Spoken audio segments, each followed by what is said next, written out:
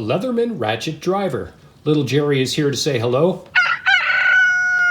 And the cold steel Espada Large is representing as the boss is taking a break today. So let's dive right into this. Okay, so here's the Ratchet driver as it comes. I purchased this from Leatherman Canada, as I am a Canuck. If you need to know any more about this, just go online and you'll see a ton of reviews. I've got a few multi-tools out here because some of you, you might own the Wave, you might own the Surge, the Signal, the Mutt. They're all here. You might own something completely different but with the similar characteristics. So without putting all of my multi-tools out here, I just picked a few. I'll start off with this center drive, which a lot of you don't really like. And I have it because it's in the collection and I don't really carry it every day, but now to me this is just way too far and a little bit too loosey-goosey for what I'm going to use it for. But I thought I'd put it out here anyway, and it only locks in that position. It doesn't lock in a 90-degree position. So let's take this one off of the table. Next one, let's try the Mutt. Some of you have the Mutt, some of you don't have the Mutt. This is not a review on the Mutt. Okay, so a little pressure there. Okay, so that is a nice solid fit. I can't close the tool. That's as far as it'll go. So if I wanted to use it in this position, it would have to be that. Primarily, it would be in a pistol grip. I will say that it's nice and solid. I'm not a big fan of the pistol grip, especially for what I plan on using it for. So let's take the Mutt out of the equation. How do I do that again? All right. I do like the Mutt. Actually, this one might be a runner-up. I think I just spotted some other uses for this thing, but we'll come back to that maybe in another video. Okay, so that leaves us with, well, let's try this one. My beloved SOG Power Access Assist. No, this one is I can't remember now. Anyway, really like this one. And let's see if this one will be see, this one locks in the 90, which I like. And in order for me to use the driver, I need this particular device. And how does this feel? Oh, really loose. A lot of movement going on there. It does feel good. It's very comfortable because it's nice and beefy in the hand, but there's just too much wobble here.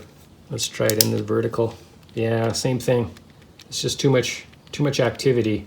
Unfortunately, I'm going to have to take this one off. And the reason why you come to my videos and you subscribe to my channel is because I'm not rehearsed. I'm going to make some mistakes along the way. Let's put that there, and let's just for fun, my beloved Ranger, carried every day. I thought I'd try this kind of a method, but there's just way too much. It's too, I thought it might work in a pinch, but I don't think that's the way to go. Love the Ranger. Let's take that one off the table too. Let's put this back. I don't know if we're gonna need this anymore. Might not need this anymore. So let's put that aside. The Surge. The Surge is definitely gonna work, without a doubt. Right? Still a little bit of movement, but rock solid. And because it's so big and so rounded, it's extremely comfortable.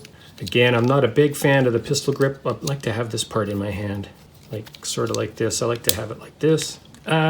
Yeah, not bad. I would love it if this locked in this position, but anyway, that's another thing. All right, so let's leave the Surge on the table. I mean, the Surge is king, right? If you've ever seen any comments down below in other people's videos, and someone says Surge is king, that'll probably have been me. All right, so what do we have here? All right, so we got the Signal. Where is it? Now this one would make sense for me to, hello? All right, so there it is in the Signal. Again, I can't close it. I have to use it in this grip, which is not bad actually. It's a little bit thinner in here. All right, let's keep the Signal on the table too. And here is the Leatherman Wave. And of course, the Leatherman Wave is going to work perfect for this as well. And I think for most people, this is probably going to be the most logical choice. All right, so let's leave this one on. Let's leave this one open first and move all this stuff out of the way. Let's move it over here for now. Maybe I should actually rehearse. Okay, so why did I get this thing? All right, so why did I get this? I picked these up on Amazon, and they're like little auger bits, and they're tiny, very tiny. So let's see, I want to take this 1/4 inch, give you an idea of the size. Pretty small, right? We're looking at 3 fingers, and I'm going to do something I never do. We're looking at 2 1/4 inches total, or about 58 millimeters total. Pretty small. And we all know 1/4 inch, right? So I don't know what the metric is there, it doesn't matter. Here is why I bought the driver. All right, so let's move this out of the way. I think I'm going to try using it this way. Let's move the, you can hear the little ratcheting teeth. All right, so you got some plywood here. Let's see how this works. This could be tricky behind the camera, just to get it started. The pressure that I'm putting on my palm here is actually not that bad. I'm not wearing gloves, and I'll try and move the camera here. I'll do it horizontally if I can. This is horizontal. You can see how it's digging in. And I really got tired of using the awl and the Swiss Army knife or the Surge. When I could get a nice hole, and it doesn't have to be 1/4, I could probably move down to a 3/16. And in a bushcraft scenario, I've got some toggles and things I'm going to be making coming up with this. So this is a prelim, I guess you could say.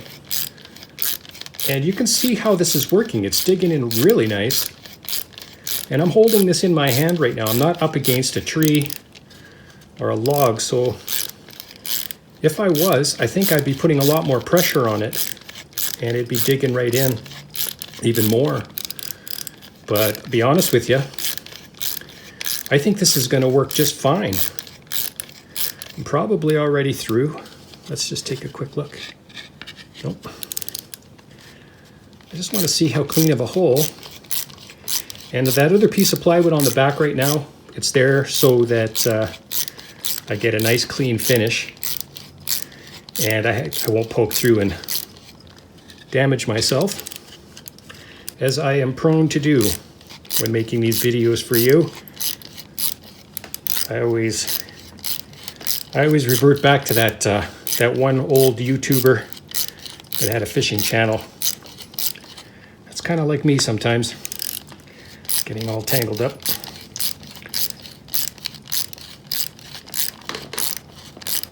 I gotta let you know that I'm not putting a ton of pressure. I think I'm through. I'm not putting a ton of pressure. And hopefully, yeah, it's through. Let's see how this works. Don't you like these unrehearsed channels? Okay, I think I'm done. Let's take that out. Let's see what it looked like. Look at this. This is the back side. Don't forget I had a piece of plywood on there, and this is the front side. Beautiful. It is a perfect 1/4 inch hole. Now I've already tried it with the paracord. Let's grab this piece here. So 1/4 inch with a stopper knot works good. So there you go. So you are already, I can't even talk now. So you are probably already way ahead of me on where I'm going to go with this tool in upcoming videos. And that is why I bought the Leatherman Ratchet. It works extremely well in this particular application. And I'm probably gonna get crafty and make a little wooden kind of a dowel case for this. And if I had to carry just one into the woods, I'd probably carry this 1/4 inch, possibly the 3/16, but these were Amazon, probably Chinese made, very cheap, very small, relatively light. I mean, this video probably is something like this, but Oh, let's throw in this too. And I used the wave in this video, if you're wondering. And that's pretty much it. I hope you're having a super fantastic day, folks. I really do. Stick and stay. You know I like it that way. Bye for now.